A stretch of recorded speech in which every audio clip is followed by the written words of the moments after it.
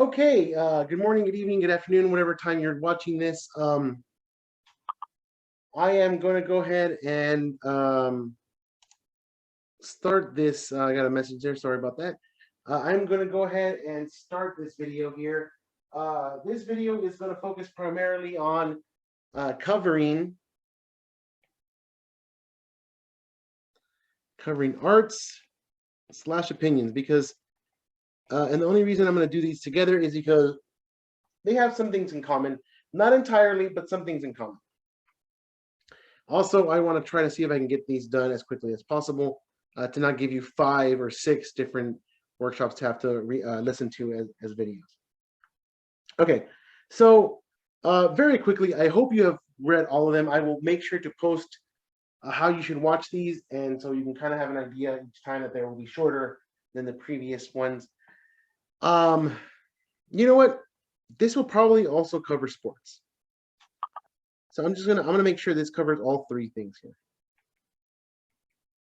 Okay, so this is covering arts, opinion, and sports because despite them being each different, I think that the groundwork has been kind of created, and I will be going over them only very, very shortly and very specifically on each of the more detailed ways of writing these.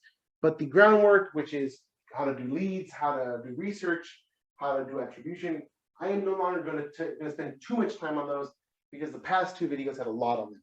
I will go over them quickly, but not into detail. So please watch the news and watch the news workshop, watch the features workshop. They can give you a lot more of a background on how to do those 2 things. But this one is going to be, it's going to go right into the actual topics with a brief overview here at the beginning, okay? So let's start so we can get things done here.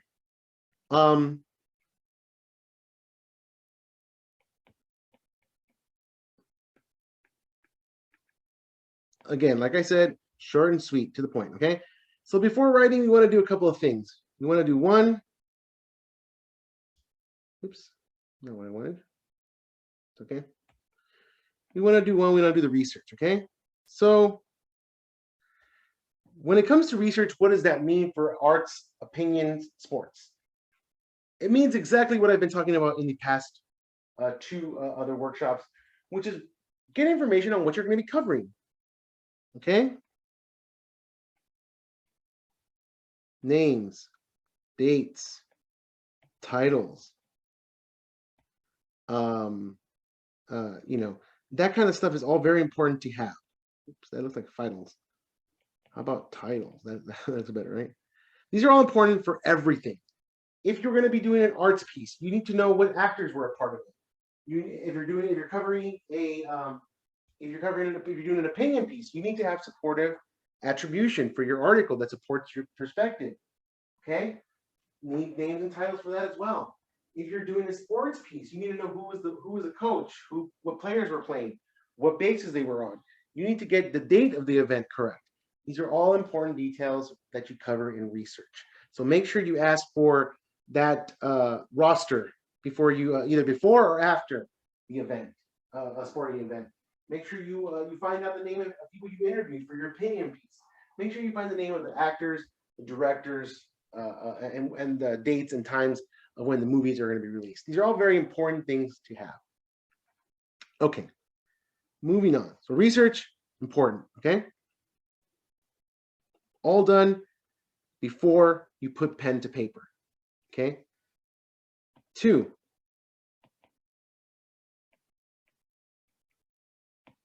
take notes. So this means anything from writing down, writing down anything, not anything, pardon me, but the importance of that's happening.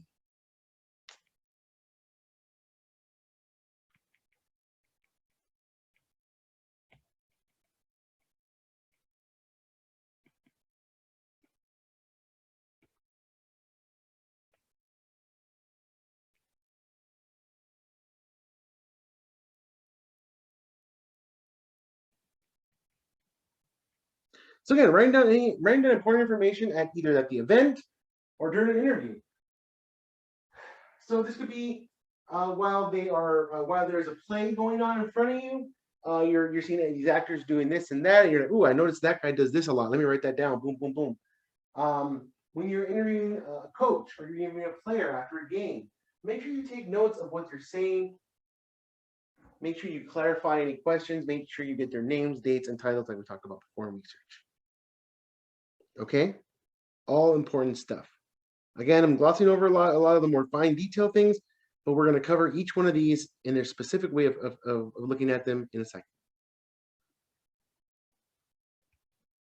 Now, that we've gotten that done, I'm going to shift to attribution, okay, really quickly, because the meat and potatoes of this is going to be in writing the actual story. So attribution, again,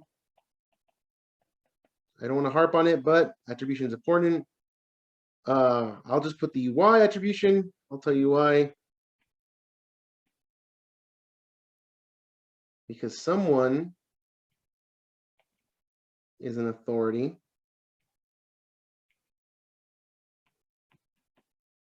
But as a journalist, we are not. Okay? This allows us to have someone give information or give information or facts. That's facts. That's not facts. Sorry. Facts that we use to support our written piece. Okay, that's the more important thing. We have to have someone who has a title, a name, someone who, when you talk about that person, people say, okay, yeah, you know what, he does stand for that. Oh yeah, he does talk about that kind of thing. These are facts. These are something that is actually happening and occurring. Good that this so-and-so guy, writer, went and talked to them, because that's important. Okay? So, let's get into it.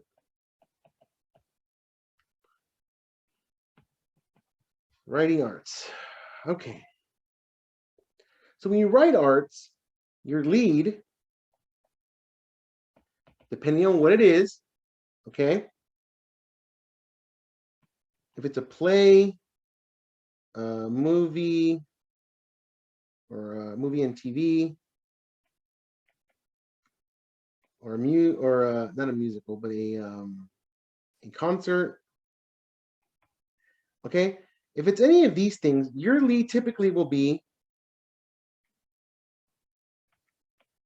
what you, as a consumer of that, and by consumer, I mean someone who is there watching, hearing, listening to what's happening, seeing the action, experiencing the movie.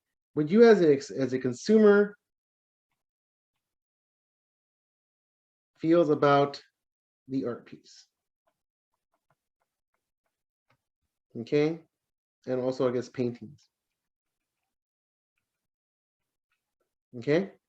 So that when you're writing arts, this is what your lead should always be. Let's say the Vincent Price Art Museum is holding an exhibition for sculptures from Latin American artists. Okay, your feeling, or your whatever, you go and see these, you experience the event, you see everything. Your lead will typically be focused on what you got from that experience. You know, your lead would include what you went to see, how it made you feel. That's what these art reviews are about. So, for example, let's say you go to this Latin American sculpture-based event.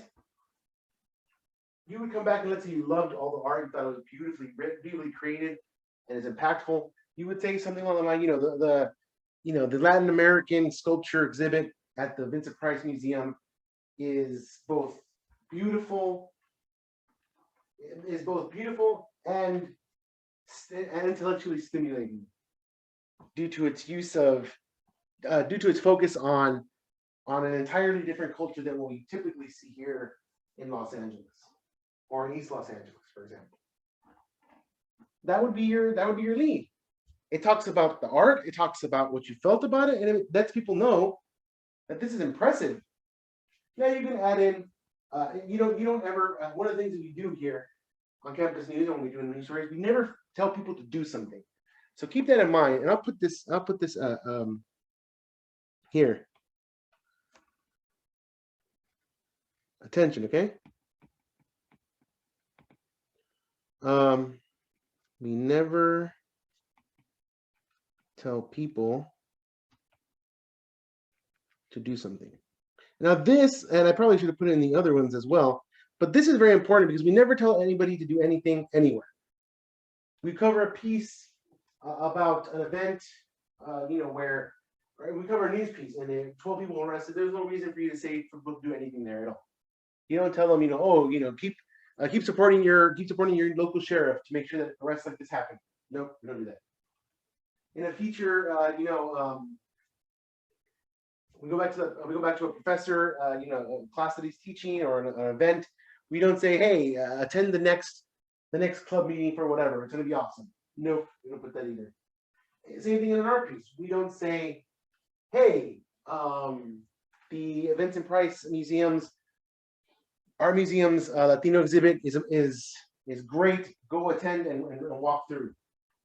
No, we do not do that. Okay.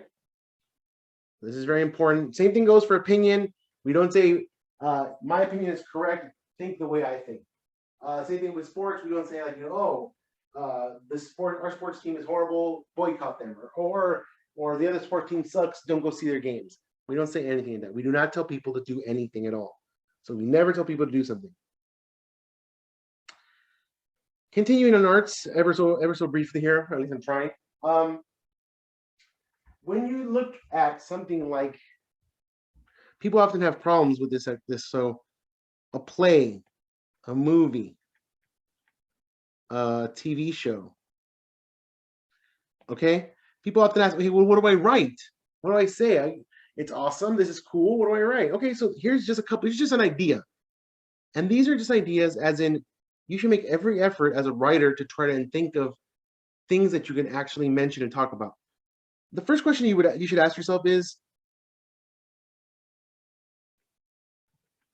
what did I like about something? Okay, what do I like about the art piece? Art in question, right? What did I like about them?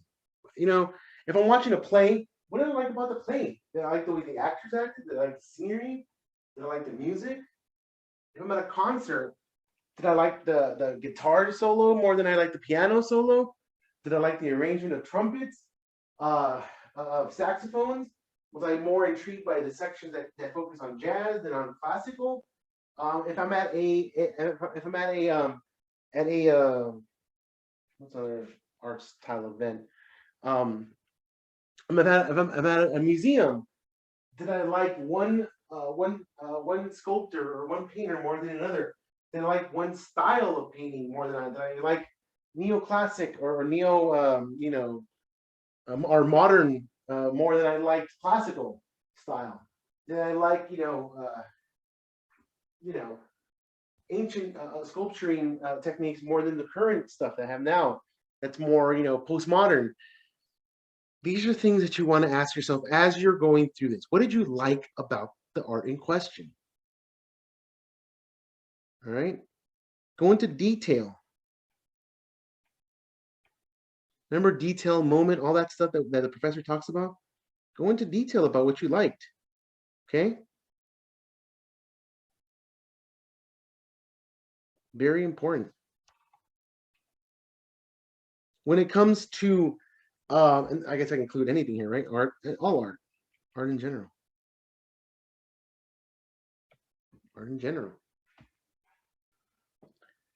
Okay? So as you're writing this piece,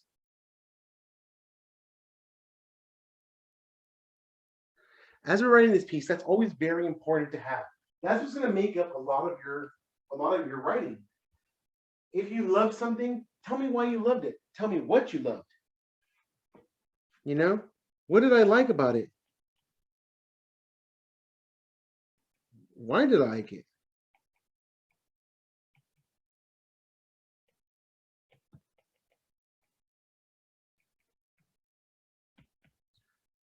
Okay.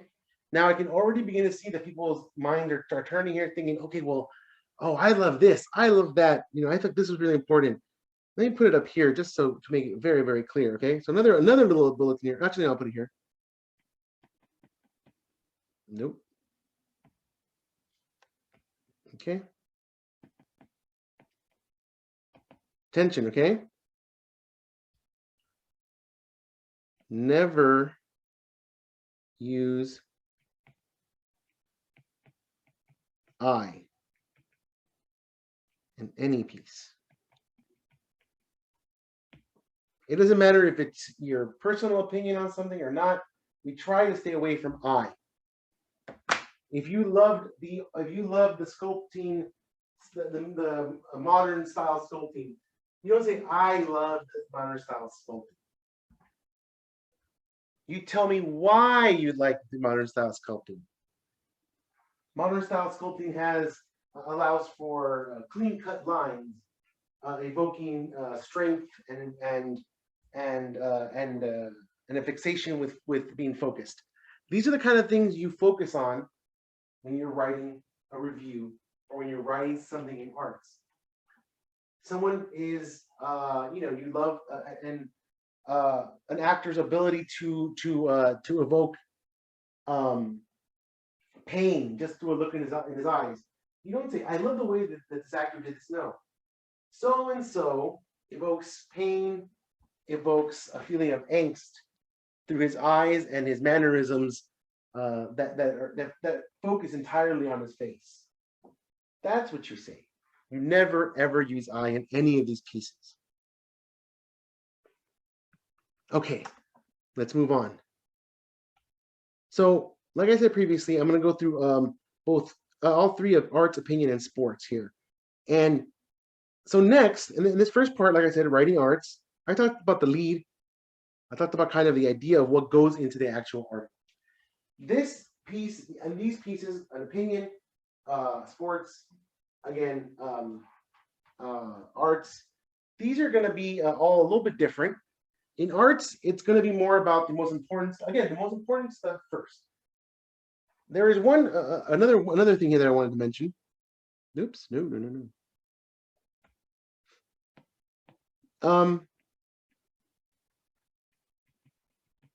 Never spoil the art pieces.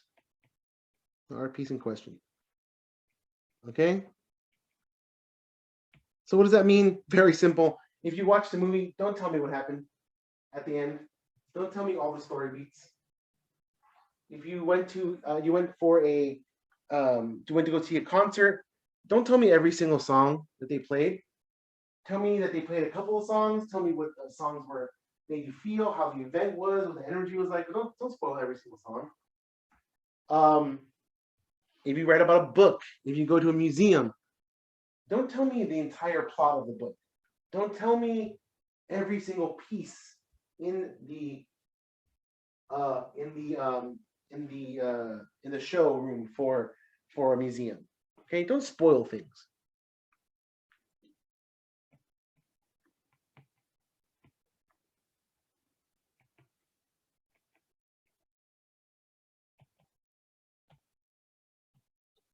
That doesn't mean that you don't talk about things that matter. You talk about things that matter, okay?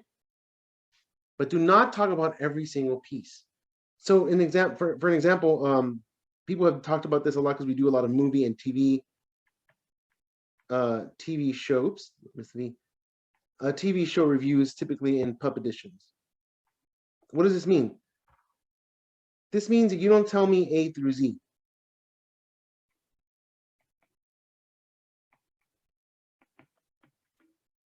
Don't tell me A through Z. Tell me the Cliff Notes version. Tell me the Cliff Notes version, okay? No, that's not right. The Cliff Notes give you all the answers. So no, not the Cliff Notes version. Tell me the 3-sentence story. Okay? Example. The main character is a hero. He is fighting the main villain.